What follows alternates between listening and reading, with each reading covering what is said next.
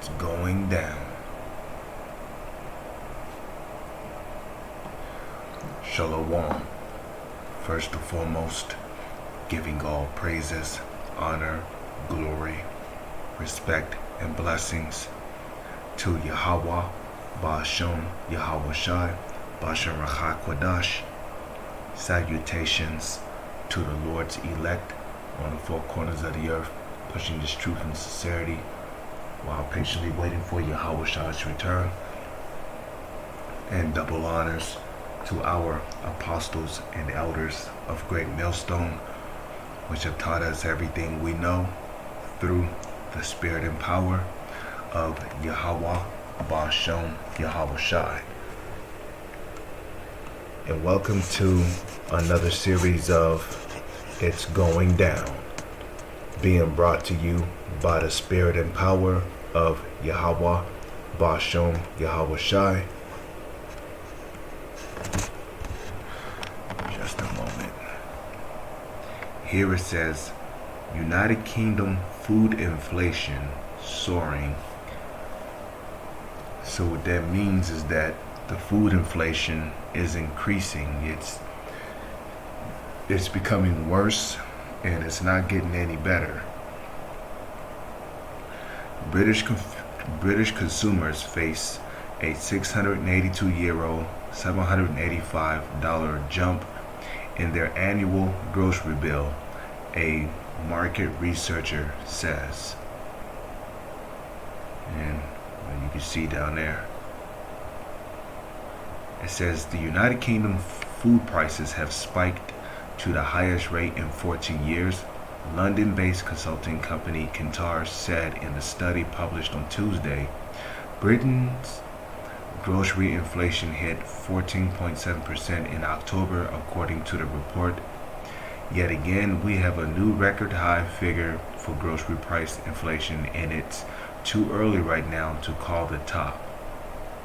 Kantar said consumers face €682 or $785 jump in their annual grocery bill if they continue to buy the same items, in just over a quarter of all households, 27%, now say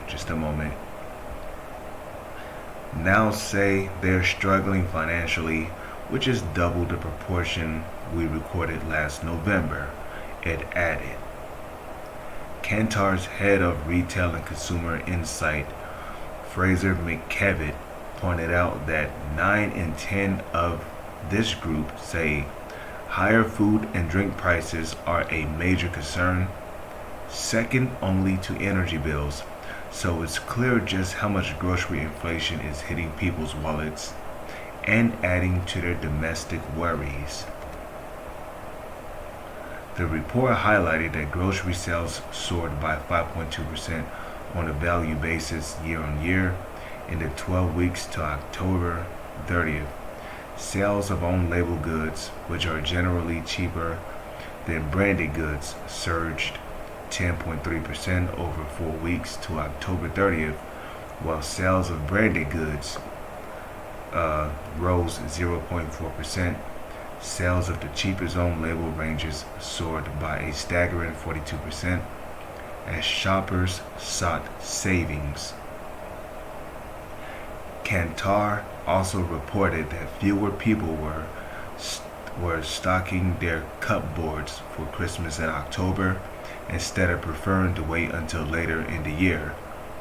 Well, Christmas is a demonic holiday, and if you are a Hebrew Israelite, you're not supposed to celebrate Christmas, or the Lord can judge you for it. Do you know how many Israelites have celebrated Christmas and their houses burned down? So it says, this time last year, 2 million consumers had already bought their festive Christmas pudding.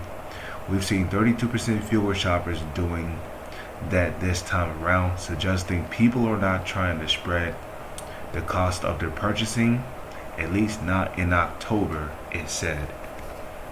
So that's pretty much it for this article here.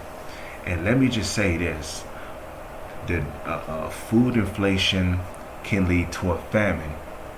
And here's why a soaring food inflation can lead to a famine. Because the higher food prices become, the less food people will be able to buy. And let's face it, the vast majority of the people around the world, they have families to feed. So when they realize that they cannot buy as much food as they used to, because of soaring food inflations, it's going to lead to the crime rates going up. People is going to start stealing food. Then it's it's going to get to a point to where people is going to start to panic, and then out of that panic, you're going to have people raiding grocery stores. You're going to have people raiding grocery stores, filling up their grocery carts with food, and then running out of the grocery stores without paying for it because of unaffordable food prices. And yes, a soaring food inflation can lead to unaffordable or not affordable food prices. And we all know that a grocery store at most can hold up to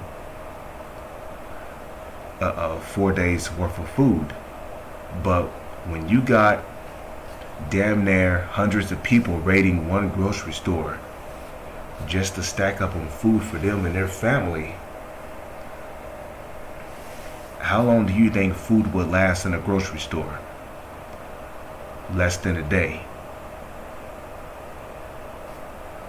Because it will get to a point to where you're going to barely find any meats, any canned goods, any bagged foods, any fruits, vegetables, any of that. So a soaring food inflation can lead to this scenario taking place. Now, if we come over here to the book of Matthew 24, verse 7, it says this: "For nation shall rise against nation, and kingdom against kingdom, and there shall be" what? "Famines and pestilences and earthquakes in diverse places." So the key point there is famines. There's going to be famines in diverse places. There's not going to just be a famine in one particular part of the world. There's going to be a famine in many of these different countries. And it's mainly going to be because of the so-called elites who have an agenda to implement their NWO. So rather, if these soaring food prices is systematically being done or not, either way it goes, it's going to lead to a famine if food prices continue to inflate or continue to soaringly inflate. Now let's go from there to 2nd Esdras, chapter 15, verse 5. Behold, 2nd Esdras 15, verse 5. "Behold, saith the Lord, I will bring plagues upon the world, the sword, famine, death, and destruction." And why is the Lord going to do these things? "For wickedness have exceedingly polluted the whole earth, and their hurtful works are fulfilled." So the Lord said that one of the plagues that the Lord is going to bring upon the entire world is a famine, a food shortage. As a matter of fact, the food shortage is going to get so bad that people are going to resort to eating dog and cat food just to stay alive. So they're going to willingly let their animals starve out so they can eat their own pets, and then they're going to eat their pets' food. That's how bad it's going to get out here. And by the way, eating animals with paws is going off. If you're an Israelite, you're not supposed to do that. But with that, I'm going to say shalom, and on to the next one.